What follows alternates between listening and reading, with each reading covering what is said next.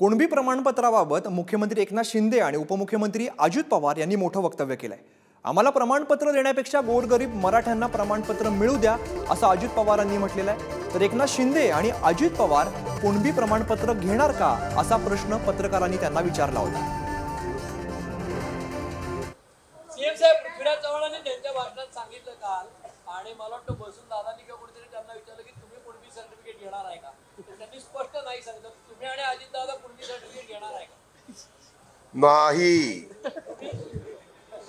घेणार आहे का? अरे काय अरे काय महाराष्ट्राला कळावं म्हणून मी आता मुख्यमंत्री मी नाही ऐका मुख्यमंत्री हा सर्व समाजाचा असतो, त्यामुळे मी माझी भूमिका स्पष्ट केलेली आहे आणि जो दाखला माझ्याकडे आहे मराठा म्हणून